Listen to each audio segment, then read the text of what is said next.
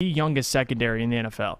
So there's mistakes to be made, but the good thing is maybe they can learn from those mistakes. That's what you're looking for. That's what you want. So hopefully they took a lot, and they're watching a ton of film from game one because, this is bad. And you can speak to the Kansas City defense as well, but they came back and they won the game. I know the Lions came back similarly, but they held the Browns. They didn't let them score, and they picked off Baker Mayfield. So when they needed to play defense, they did. I think the Detroit Lions just struggled the entirety of the game up until that Deebo Samuel punch out by Trey Flowers. But yeah, it just speaks to the tackling ability and the struggles with this team. I think you gotta just get guys that see ball, get ball. I mean, that's what you need more of on this team. And Okudah being out gives it a shot for Jerry Jacobs, A.J. Parker, more guys that come in and kind of prove what they're about. But yeah, if you're asking me what's a yard after catch per reception, it just speaks to the tackling ability of this team and the struggles they've had, and it's nothing new. So hopefully over time, once we go against, teams we can maybe beat and get some W's, that this number starts to go down. But you don't want to see it at 10.56, midway through the year or end of the year. I mean, that is atrocious, and that is god-awful. Well, listen, this is what you expect out of probably one of the worst secondaries in the NFL, one of the worst linebacking cores in the NFL, and a defensive front that really can't put any pressure on the quarterback. So this doesn't surprise me. It's not an insult at the Lions. This is just the reality right now. They're not a very good football team on the defensive side of the ball. They're coming off a historically bad season last year. We kind of bashed Matt Patricia about it. And week one, under Dan Campbell and Aaron Glenn, you kind of saw the same Lions that you saw the last 3 years. So it's just a lack of talent. They don't have any edge rushers that put pressure on the quarterback, which puts the corners in a bad spot because they got to defend longer, which is very difficult to do. I'm really not sure what to take away from this other than, this doesn't surprise me, Jeff. It just doesn't surprise me. What were we expecting? Even with Okudah out, this number was going to be around there. Right. And even if he was in, it's going to be around that same number. You don't have the necessary tools to compete right now. And when you don't, it's difficult to play against teams, especially when they're better than you. Especially like a 49ers you have to play. You have to play the Cardinals, Seahawks. You have to play the Rams, the Packers twice, Vikings twice, the Bears to an extent twice. Then you got to play the Bengals. They just beat the Vikings. You got to play the Eagles. They just beat the Falcons. Denver, they just beat down the Giants, who a lot of people thought were going to be a very good team this year, competing for their own division. Good luck. The stats not going anywhere. They'll probably lead the league in it, which isn't a good thing. They're going to lead the league in most yards allowed after catch. It's just going to become their reality. I'm really not sure what to take away from this stat. It's not surprising to me, but it's disappointing. This is what you've had the last 3 years, and in game one with Aaron Glenn, this is what it is. And it's just what it is. It's good to get your take on it because we were debating before the season on how this defense would bounce back, and we both agreed they should be able to get better. And after week one, you're questioning it. Yeah, it's repetitive, and it seems like a little deja vu's happening, but you can't judge them off one game. We'll see. We'll get a good chunk of the season, maybe 7-8 games. We'll see what this defense is really looking like, and we can make a decision from there.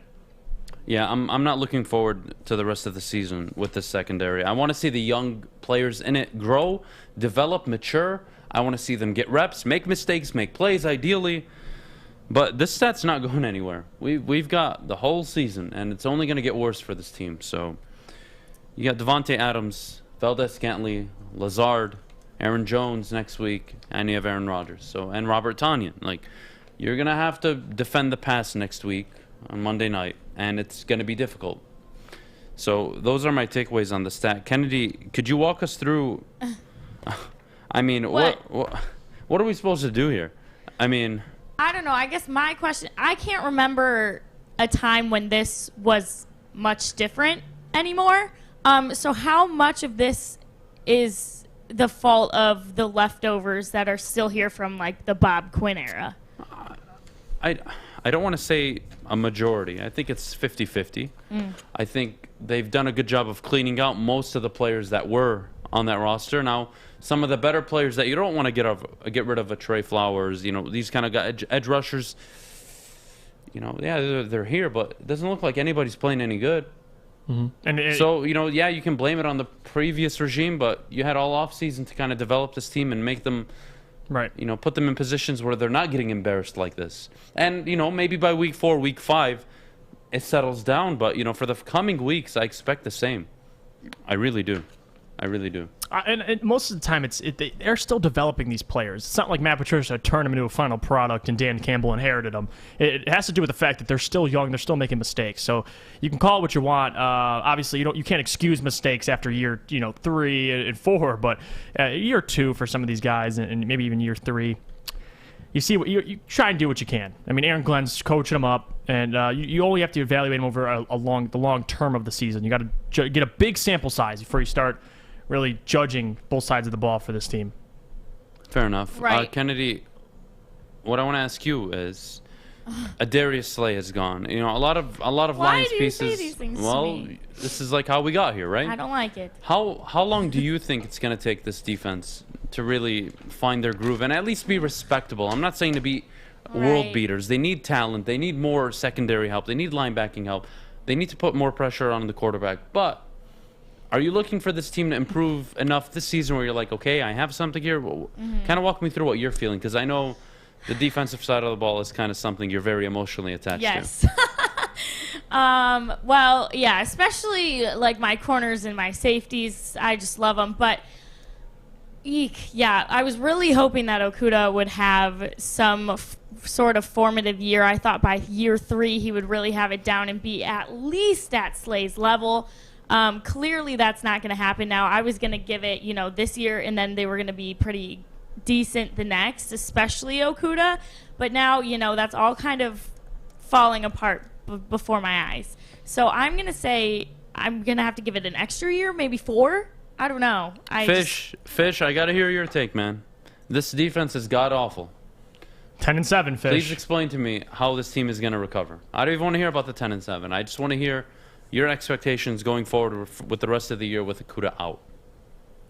We're just going to play good football on the defense, and we're just going to intercept every ball. It's going to be great. 10-7. They're still going to go 10-7, by the way. I love you, like Fish always says, man. You. He wants these guys to bite each other's kneecaps off. That's what Fish always tells me. So defense needs to start doing so and start tackling these guys before they get 10 yards after the catch. I mean, that's You can still win without Okudah out. Just bring up the second string. Unlikely. Kneecaps flying all over the place. Kneecaps. Apparently the only kneecaps that are flying around are the Lions' own kneecap. But regardless, Jeff, I got to get your opinion on one thing before we head to break. Okay.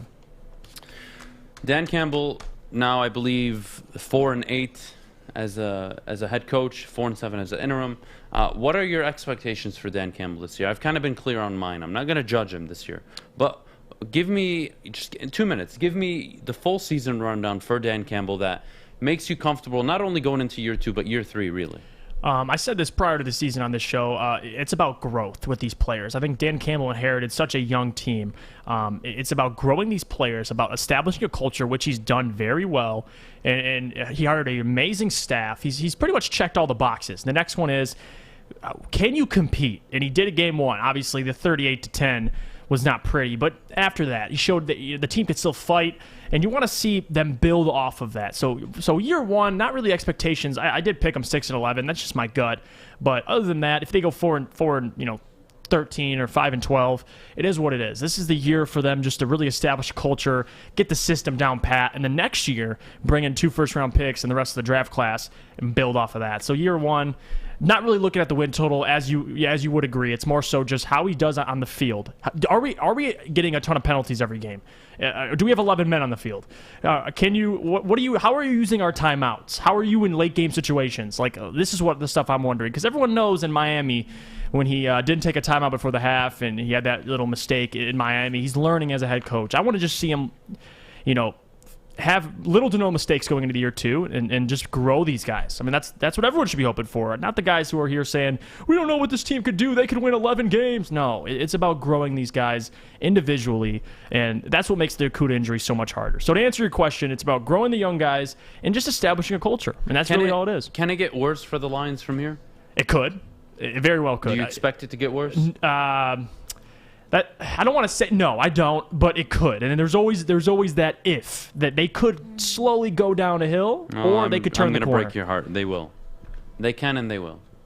They have one of the hardest schedules in the NFL. Of course, yeah. They just lost their starting cornerback. They just lost their starting left tackle, although it's kind of a blessing in disguise. But still, you're missing a lot of pieces. And you weren't already good to start. And you're already losing key pieces. I told you guys they'd be 1-8. I could see them being 0-7, 0-8 to start the year. Do you think they'll lose that bad every game, though? I don't think they'll lose that bad every game. I think really Dan Campbell, we've seen it in game 1 at least. Right. They're not going to quit. They're not going to sit like Green Bay on the sideline when it doesn't go their way, shrug their shoulders, and just not be involved. I like that, but that doesn't make me feel any better about losing every single game. This is going to be a team that's going to find it difficult to win, but what teams will understand and will experience for the remainder of the season is even if you beat the Lions, they're not going to go out without a fight. Now, whether you beat them by 2, 3, 4 scores is irrelevant. They are just going to play hard from minute 1 to minute 60. I think that's something we can all agree and take away from the first game against San Francisco. So I see this team, I started the season 5-12 as their record. I was being very generous. 2-15, 3-14 looks really realistic right now. Let me explain what I meant by it could be good. They could finish the season at least hopeful, like, all right, get a couple wins under us. Maybe they're horrible for majority of the season. They start to build some chemistry, maybe get a couple wins late. That's something you can build off of. But, yeah, I agree with you in this point is in terms of getting better, you lost Akuda. It's tough. Taylor Decker's already out. Offensive line's, missing some pieces. So in that case, it is getting worse at this very moment. But hopefully at the end of the year, you can start seeing maybe an uphill climb into the next season. So, but we'll wait and see. It's going to be exciting as we do these shows. All right, fair enough. Adam, I've got one more question for you. So Okay. A lot of people are saying that the 49ers, that this isn't a fair Measurement. Yeah, because the 49ers are one of the best YAC teams out there. Do you agree with that? Okay. If I agree with that, and if I give you that, and then you have to give me that the Lions have the 4th hardest schedule based on win totals last year. So all season, it's not going to be fair. Just a heads up. Okay. So be very careful what you're saying here. Because if you want to say the Niners, yeah, sure, I think they're a Super Bowl contender. I think they can contend in the NFC. But that doesn't hide from the fact that you got to play the entire NFC West. You got to play the entire AFC North. You pick your poison. You got the Packers this week, Monday night. You got the Ravens the following week. It's not getting any easier. You have Seattle late in the year. Arizona. It's not going to be pretty this year. So just don't look at the win-loss column and just look for the players to improve. I don't know how long and how many more times I have to repeat this. Just look for the development of your young players, and hopefully you take them into next year. You build in free agency, you build through the draft, and you have a respectable 7, 8, 9-win football team next season. That's your plan. Hit it right on the head. Yep. All right, well, when we come back, we're going to be talking more Lions, so make sure you stick around for that. But before we go, Adam's got to tell us about his friends over at BetQL. All right, BetQL, guys, I told you yesterday they made me a ton of money on the Monday Night Football game. I really suggest that you sign up. You get 25% off by using code WSN, mentioning Woodward Sports. If you want to get an advantage while betting, it's not just about listening to people like me who bet avidly. I myself am listening to this software. Not all the time, but I'm really using my best judgment, and they're giving me sides and analytics that really I don't get to see on a natural sports book. So you want to get an advantage, you need to download the BetQL app. It's the only app you'll need to make smart bets. Plus, their platform has all the data and analytics that you'd want. It's available on both the Android and iOS store. Download it today, and again, 25% off if you use code WSN. I'm using it. You should too. Fellas, football season is here. It's time to make your grooming experience easy like Sunday morning. Get to Lady Jane's Haircuts for Men. Walk in, relax, watch your favorite team play, and before you know it, your hair will be game ready. Get to Lady Jane's, open 10 to 8, 7 days a week. Walk in anytime. It's wicked awesome. Morning, Art. Morning, D-Mac.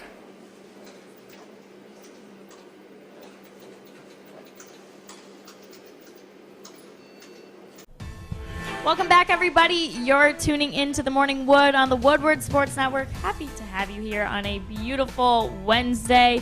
All right, so there were 3 Lions players that finished in the top 10 at their position in PFF grades for week 1. So I will tell you who that is. Trey Flowers is 8th among edge. We've got Frank Ragnow first. Woo-woo. And Penei Sewell is 7th for left tackles only. Not right. Let's not get it twisted. And then Hawk just missed out. He was ranked 11th, which I think is crap. But, all right, let's hear what you guys have to say about this. Jeff, let's start with you.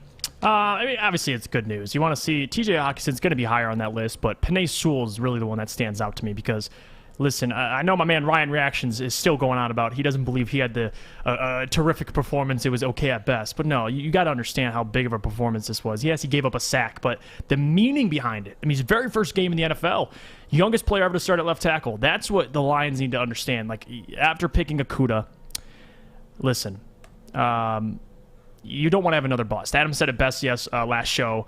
You don't want to have back-to-back busts. And I didn't think Penei Sewell was a bust, but you never know. You know, obviously it was his first game of the season. That's what sticks out to me. You should be excited to have this man on your offensive line blocking for whoever's behind center, and that's what stood out to me. Trey Flowers, obviously the punch out at the end on Deebo Samuel definitely helped him a little bit there. But I don't get it. I don't get Yeah. PFF rankings. Sometimes they're like dead on, and sometimes they're just god awful. How was Trey Flowers 7th on edge rushers? he had 4 tackles. That's it, and obviously a He forced forced fumble. a fumble And at the end in a meaningless football game. Yeah. And he was 7th? He did nothing for 48 minutes. 52, 54 minutes probably. Come on. I don't get PFF. Hawk was 11th. That's what I don't get. Almost 100 yards, TJ Hawkinson, almost 100 yards, a touchdown. 5 catches, Doubled most of the game. And he was 11th? I don't get it. Ragnow first. Okay, cool. Penei Sewell 7th amongst left tackles? Should be top 2, 3. If not You're one. talking 3 or 4. Yeah. It was a great performance. Look, nobody sat up here prior to the season and said Penei Sewell was a bust. What I did say is that he could be a bust if you keep him at right tackle. And lo and behold, the football gods sent the Detroit Lions, they sent him a gift basket. Like, here, we're going to injure Taylor Decker for you so you can open your eyes, because clearly you don't know what the hell you're doing. And you're going to put Penei Sewell out there against one of the best edge rushers in the NFL week 1, and he's going to ball out. And then you're going to have to reconsider everything you thought going into the season. I don't get the rankings. I'm so happy with Penei Sewell. Hawk 11th. How? 10 tight ends are better? Waller, Kelsey, yes. Tyler Higbee, maybe. If he didn't have a better game than But he was efficient, you know. Right. I'm trying to like realistically think of players that were just so much better. Dallas Goedert, maybe he had a touchdown too, but not better than Hawk. I didn't understand. I just didn't understand the rankings. I don't get. It's so inconsistent. It is a joke. How was Trey Flowers at 8? I wonder where George Kittle's ranked on that tight end spot. He's probably not. He has to be way back Yes, there. has to be. I mean, who's in front of him? They got 10 guys. 10 guys in front of Hawk. So, yeah, PFF, you take with a grain of salt. Just as, I mean, if you're going to react to the list, obviously some great news, but Trey Flowers, that one stood out to me. He had 4 tackles and a forced fumble. I don't know, man. He pressured the quarter, Jimmy G, a little bit, but 7th, I mean, that's saying, I mean, Chandler Jones on there is probably number 1, and you got a guy who's 7th who forced 1 fumble late in the game. So don't take PFF seriously. I don't think anybody does. Even the guys in the chat don't. You know, easy speaking facts in the chat about PFF. Do not look at it. This is the same website that put DeAndre Swift, I think, in the 25-30 mark for running backs, which is just absolutely absurd. So, yeah, I don't look at it. I wonder where they put Jared Goff. Could you find us that, Kennedy, please? Sure thing. Thank you. So, Jeff, I think we agree probably on every single one of these. I really respect PFF rankings. I like the data that they use to kind of come up with this, but sometimes you just got to look at the eye test. You just got to be really simple sometimes and recognize that Penei Sewell had a top 5 performance last week. TJ Hawkinson probably around top 6. 4 tight ends. And Trey Flowers deserves to be near the bottom because he did nothing the entire game outside of force a fumble on Deebo Samuel. Kennedy, Got it. tell me where Goff was ranked on the PFF list. 23rd. 23rd? Okay, so that's the guy that, used to nag on Stafford, Pat you Stafford. All right, well, Jared Goff padded the stats in the 4th quarter and looked good in the 4th quarter and did nothing for the first 3. Says more about the franchise. I don't know. I don't know what it, I don't even know where to go with that, but kind of what I'm trying to say here is careful what you ask for. And number 2, and most importantly, 23rd.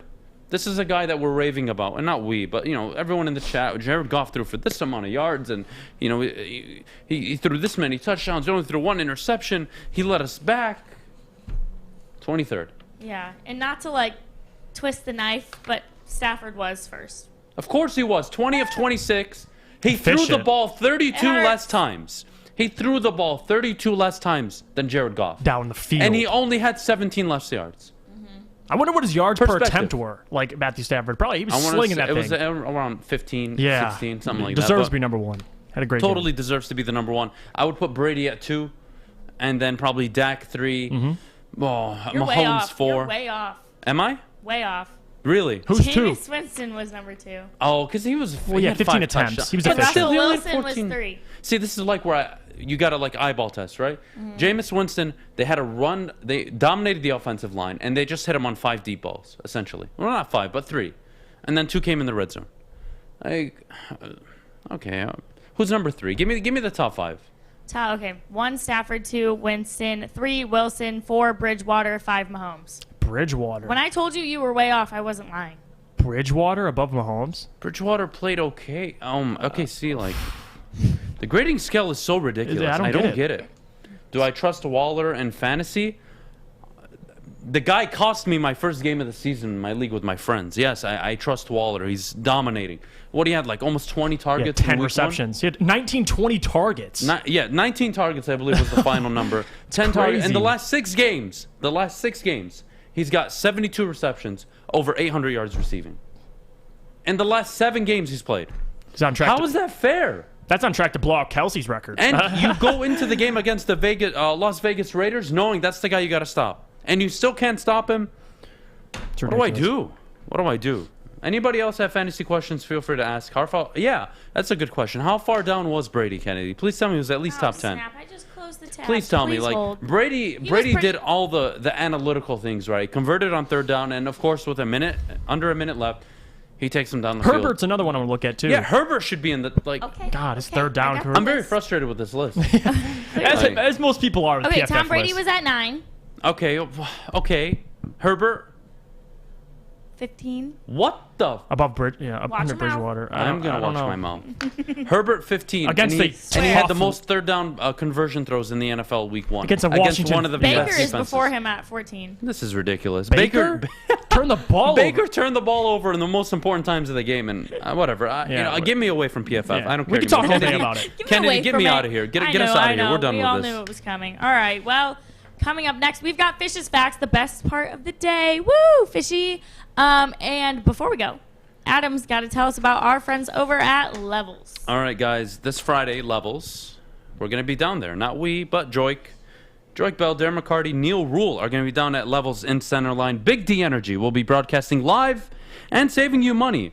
Mention Woodward Sports, you get 10% off while you're there. Come out and meet the guys. You'll save 10% off flour, edibles, and more when you mention Woodward Sports. Levels is located on Sherwood between 9 and 10 Mile and Centerline.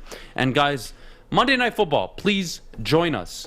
Next Monday, we're going to be at O'Toole's in Royal Oak with Rockin' Riff Lions pregame show from 6 to 8 p.m. at O'Toole's again in Royal Oak. The Jose Cuervo girls will be out there, and we'll have Jose Cuervo drink specials. How can you miss out? We'll see you after the break. Hi, I'm David Hall from All Financial. With historically low interest rates and 5-star service, you could pay your mortgage off faster without increasing your monthly payment. Get started now at 248-308-5000 or chat with us online. Call hallfirst.com. You like to win a custom-built chopper while helping our veterans at the same time? Then watch as we turn this bike into a one-of-a-kind classic chopper. Watch the Call Sam Chopper Shop on our social media channels and get your raffle ticket today at callsam.com/chopper shop. Is it time? Yeah, it is. Go fish. Fish Facts. It's fish. All right, Fish, give it to us, buddy. I will.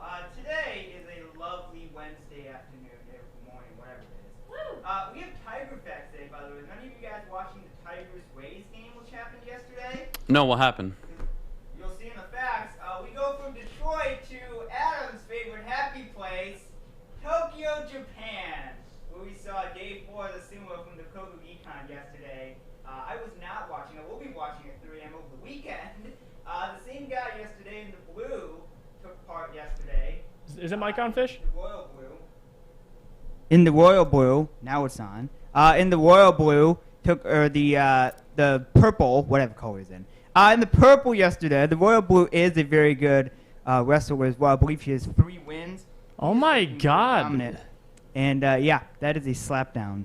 I can't believe I'm actually saying this. This is probably not even possible to say in this sport, but that guy does not look as big as the other man. I don't know. Is there like, did they weigh in before this? No, there's no weight classes. There's no weight classes. So you'll see people that are 180 and you'll see people that are 240. 240 versus 180. That's the beauty of the sport. God. Because you could have different techniques. You can be a sprinter and just boop, boop, boop, run your way around the ring. So yeah, the guy in the purple was like twice his size. So like that's absurd. Welcome to life and incredibleness in life. It's the most Speaking of disgusting life, thing I've ever watched in my life. You should watch, Adam. One of the days you can't sleep, just boop. It's on YouTube. Speaking of greatness, Kansas City Royals, I was going to say Chiefs, Royals had greatness yesterday. Salvador Perez hit his 43rd home run of the year, tied with 2003 Javi Lopez for the second most by a primary catcher in a season in MLB history. Johnny Bench had more with 45, and there's still about 15 games left, so 2 more home runs. Potentially, he could break that record. Wow, good for him. Hey, good for a catcher, too. Yeah, I mean, you know, you'd think catchers would have pretty good power because they can throw. Right. But they don't. Speaking of greatness, Detroit Tigers had greatness yesterday. Derek Hill records his first career walk-off as a Tiger. They beat the Brewers 1-0 yesterday. The Tigers have won 12 extra inning games this season, second in the MLB behind the Seattle Mariners. Derek Hill records walk-off. Well, good for Derek Hill. Good for Derek Hill and good for the Detroit Tigers. They got a walk-off yesterday, or they got a walk-off on Sunday against the Rays in their last game, and then they got a walk-off last night against the Brewers. They're the first team in MLB history to have back-to-back walk-off wins against 2 different teams, 30-plus games over 500. That's what you love to see, baby. So they're playing teams that are going to the playoffs, might even be World Series contenders, and they're walking them off. Putting up a good fight. Yeah, that you want to see stuff like that, grittiness, walking off at the end of a game. It's great. It's great signs to see. We have birthdays today, which I'm sure you guys are very happy about. Some of these people I'm going to tell you about. Oh Lord. Pete Carroll. Oh, okay. It is his birthday today. Happy birthday, Pete Carroll. Yeah, whatever. Go back to UFC. USC, they need you. Adam, are there people that I will say it's their birthday and you'll actually respect them and like them? You have to wait and see. Oh, okay. Well, hopefully this guy's on the list. By the way, Pete Carroll is 1951. That's the year, not his actual number of years. Oh, my God. What's going up? Dan Marino. It is his birthday today. Yeah, Dan Marino. Good. Hey, we finally got a cheer out of Adam. Yeah. Good. Happy birthday, Dan Marino. Good. Dan Marino, 1961 is his birthday. He's also a commentator, I believe. He does a lot of good stuff for the NFL. And those are the birthdays and those are the facts. We're going to have a lovely Wednesday. Tomorrow's Thursday. I don't care, Fish. I know you don't. The only thing that's great about Thursday is that there's Thursday Night Football. Look forward to Thursday Night Football. No, I look forward to every day, buddy. I'm not standing off of this. Every day is a good day for me. No, I do the same thing. I look forward to I don't look forward to any day outside of today. That's it. That's it. You gotta have something to smile about. No, buddy. I'm smiling about today. If you're having a rough day, you just go, oh, weekend Lions play on Monday. I don't dream about the weekend, Fish. Speaking of Lions, they're gonna win on Monday. Just yeah, so okay, let Fish. you know. You said that last week on Sunday. And they almost did. They almost did. But what did they almost did. What did I say Fish, on Friday? They were down 41-17. They almost did. Well, yeah, 41-33. They scored 2 touchdowns with under 2 minutes left that made the game look even respectable. I watched it, but I said on Friday they're going to wow you. They didn't wow me. They didn't wow me. They should have. They did not wow me. They played like garbage. But they wowed you in the last 2 minutes. They didn't. No? San Francisco played out their bench warmers and played prevent defense. And they're like, just finish the game already. And Fish, even if we did get, let's say we scored and got the 2-point conversion, we got to go to overtime. So you think we would have won in overtime as well? Like, you're thinking just dominate the rest of the game. Yeah, overtime's a new quarter, by the way. Oh, my goodness. Like the momentum shifts. We got to win the coin toss, Fish, too. you and your momentum are going to take a huge L on Monday. Just stop. We're going to have a great show Monday and Tuesday. You do realize overtime is a different game. Fish, it didn't happen. They got their butts kicked. I know that, but if they would have got the touchdown... If my aunt had something else, she wouldn't be my aunt. Okay, get over it. Overtime's a new quarter, just letting you know. It is. Overtime's a new quarter. Every quarter's a new quarter. They still get their 0-0 at the start of the overtime. They still got the behind. Yeah, it can be 0. Oh, okay, Fish, it can be 0-0 at the start of the fourth quarter, but they were down, 27 points going into it. Stop. Stop. I love that you support the team. It's great, but just stop. Not this one, buddy. Not this one. We gotta touch on something else, Jeff. What's up? Kennedy, Yes. if you do the honors. Honestly, when Fish gets in my chair, he just turns into a new fish. He gets new gills or something. It's crazy. But we need to talk about what would you guys give up for the Lions to win a Super Bowl. We already know what Adam would give up for the Lions to go 0-17, and we don't even want to talk about it. But what would you give for a Lions Super Bowl, Jeff? Oh, that's tough. When I think of give up, I just think of body parts. Like, what are you giving, really? Like, do you have to pay? Can I pay No, money? you can give up like alcohol, food. Like you can give up anything. Okay. You can give up sex. Oh no, not doing that. Why? Well, I don't want to give up. I don't want to give up. I'm giving him options. Listen, this is tough.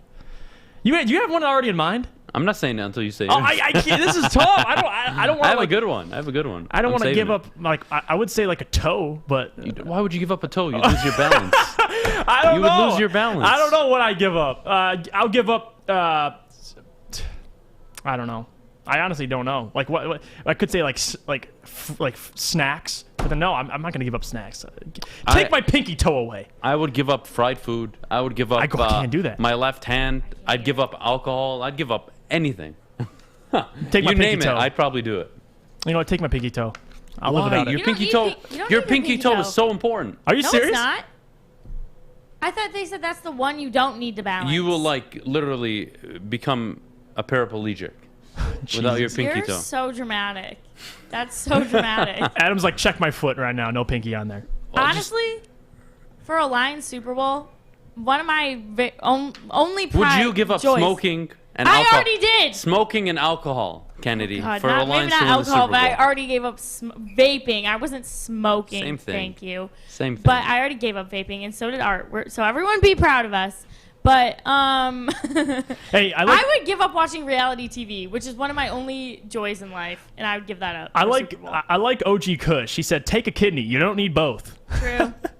I gotta reply to somebody because, you know, we pick and choose when we want something to like work for us and like our logic. So, Penn Ultimate said, I think being under Sean Payton, Dan Campbell learned a lot.